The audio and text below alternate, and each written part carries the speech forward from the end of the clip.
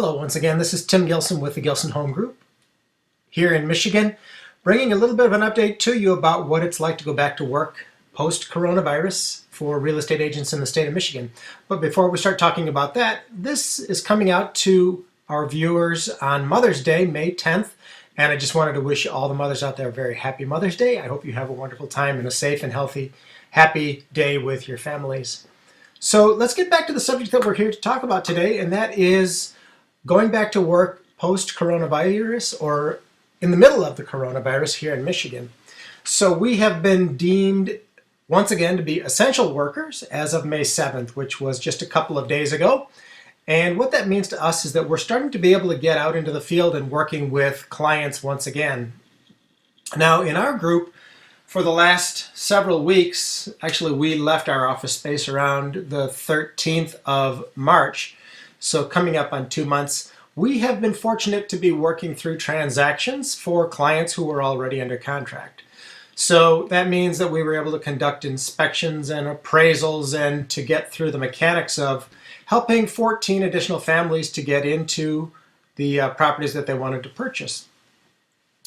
So a lot of folks weren't as lucky as we were in that process. So the other good thing during the shutdown is our group was actually able to get several homes under contract. One of them was a property that the client had viewed prior to the shutdown, and so we were able to negotiate a transaction for them.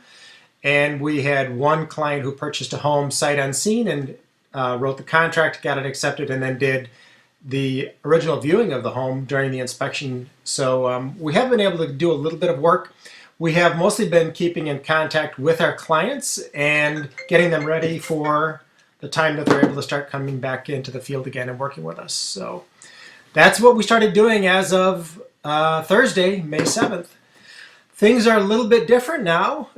We've spent a fair amount of time talking about the protocols that we need to use both with sellers and with buyers of a home. And as you can imagine, there's a lot of responsibility in making sure that people are safe. So we've taken the step of making sure that our clients are aware of the maximum number of people who can get into the properties when we're out looking at them. It's 4. And that means if we're out there as agents showing them houses, we can have a maximum of 3 additional people there. And we encourage really just the decision makers to attend those showings. So children, although we love children, it's not the appropriate time nor place to bring them out. And just the people who are going to be actually making the decisions on the property should be present. The other thing that we're doing is making sure that our clients come equipped with a mask and gloves as necessary. And what we're doing is we're making sure that we're the people responsible for touching any surfaces inside the home. That means when we're going into the homes, we're asking them, please don't touch any door handles, countertops, don't sit in any furniture, don't touch the light switches. If you need something touched, have the agent handle that. And then we're using proper disinfecting procedures after we leave the property. We're trying to spend as little time as we can inside of these homes. Of course, we want to make sure that you have a good sense of what these homes are like if you're interested in buying them. But those are some of the simple things that we're doing in order to ensure the safety of our clients and ourselves. From the seller side, what we're asking them to do is to make sure that when we're going into a home, that all the lights are on and ready for the visitors, that all the doors are open, including closet doors and passageway doors. All the lights are on, all the curtains are open, so that they can really have the easiest way of navigating these homes without trying to touch any surfaces. We're of course doing postings in the home, asking people and reminding them not to touch anything while they're in the homes. So those are some of the things that we've done on the day-to-day basis in order to make sure that people are safe. So I've had a lot of questions. What's happening with the actual state of the market? Are we going to have the floodgates open and people are going to be out in masses again? Have we lost all of our momentum and things will slow down significantly? And the data that we have is purely anecdotal at this point for our group in Southeast Michigan. But what we are finding after interviewing 3 different lenders is that the number of pre-approvals that people are issuing, sort of sub $300,000, continues to be strong. And as you go up higher in price points, the number of pre-approval letters that are coming out from the lenders has dropped off significantly. So again, this is just anecdotal, but that would kind of match with what we would expect because generally speaking, as we go lower in price point, the number of people who can afford a home or afford to buy a home goes up. So we have been booked for the last several days, working with buyers and with sellers.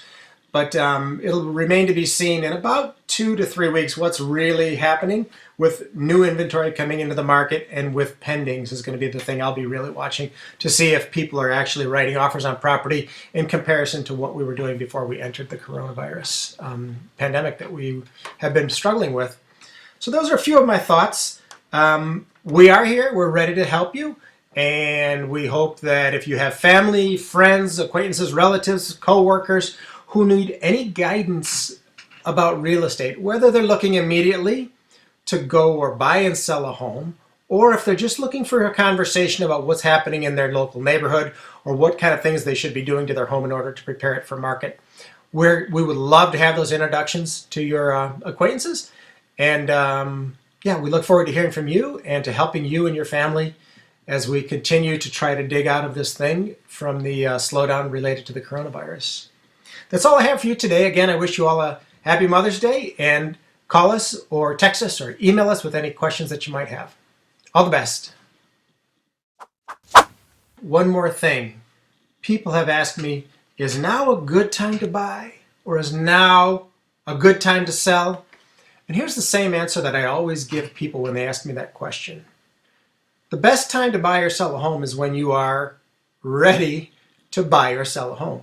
So that means when your family situation dictates that you're ready to buy or you're ready to sell, that is the right time to buy or sell.